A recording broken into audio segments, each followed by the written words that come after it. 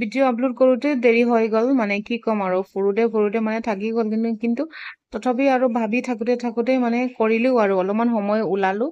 আমি হাফলং গৈছিলোঁ মানে ডিমা হাছাও গৈছিলোঁ কেইদিন আগত। ত' ইয়াতে আপোনালোকক দেখাইছোঁ মানে এইটো হৈছে হাফলঙৰ কনভেন্ট ৰোডত য'ত আমি থাকিছিলোঁ। যিটো হৈছে আমাৰ হাগজেৰ হোম ষ্টে আৰু আপোনালোকক অকণমান দেখাইছোঁ। আৰু হামচে অকণমান তলফালে মাজত মানে কি এইফালে আপোনালোকে যাব পাৰিব যদি এইফালে এটা ৰাস্তা আছে। আমাৰ হোম ষ্টেটো ৰাইট চাইডত আপোনালোকে এইফালে তলত নামি কিনে যাব পাৰিব। কিমান ধুনীয়া এটা পৰিৱেশ চাওকচোন। গছ-গছনিৰে সেউজীয়াৰে মানে কি ক'ম আৰু। ইয়াত কিন্তু মহ চহ একো নাই যে আপোনালোকে দেখিছে মানে গছ-গছনি জোক-টোক মহ চহ একোৱেই নাই। মানে ৱেল মেইনটেইন আৰু ইয়াতে আৰু পাহাৰীয়া এলেকাতো জোক-টোকটো নাথাকেই বাৰু। এইফালে আমি যাব পাৰোঁ। আৰু এই স্পেচটো যিটো দেখিছে না আপোনালোকে এই স্পেচটো কিন্তু গাড়ী ৰখাৰ কাৰণে যদি কোনোবাই টুৰিষ্টে যদি নিজৰ গাড়ী আনে তেতিয়া ইয়াতেও ৰাখিব পাৰিব। যদিহে কয় আপোনালোকে যে অটত বা হাফলং ষ্টেচনৰ পৰা নিউ হাফলঙৰ পৰা যদি আপোনালোকে অটত আহে তেতিয়া অটো ড্ৰাইভাৰক ক'লেই হ'ব যে নহয় হাগজাৰ হোম ষ্টে যাম বা এনেকুৱা হ'লে তেওঁলোকে চবেই চিনি পায় ইয়াতে আপোনালোকে আনি দিব।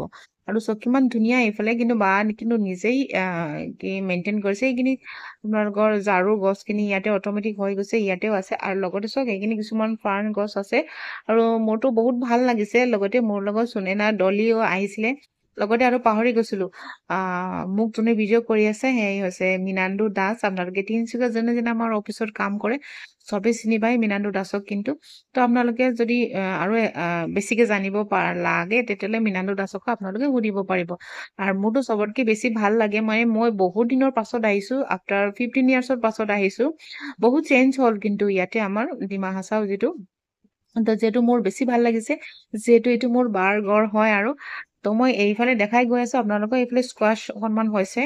তো বা কিন্তু নিজেই সেইখিনি খেতি কৰি থাকে আৰু সহায় কৰাৰ কাৰণে আছে সৰু সৰু দুজন মানে ল'ৰা আছে আৰু ইয়াতে যিয়ে হওক বাৰু তো এইফালে মই দেখাই গৈছোঁ আমাৰ কলগছ আছে আৰু চিম গছো আছে বহুত এই পাতটোৰ নাম নাজানো বাৰু। তো যিয়ে হওক ইয়াতে কোনো নেচাৰেল খাৱা বা হেল্ডি বা যিটো আপোনালোকে যিটো কি বোলে হাৰ্বেল খাবলৈ যদি বিচাৰে তেতিয়াহ'লে কিন্তু ইয়াতে আপোনালোকে বা মছলা আমিতো কিন্তু মছলাটো কম খাবও লাগে হয়নে নাই।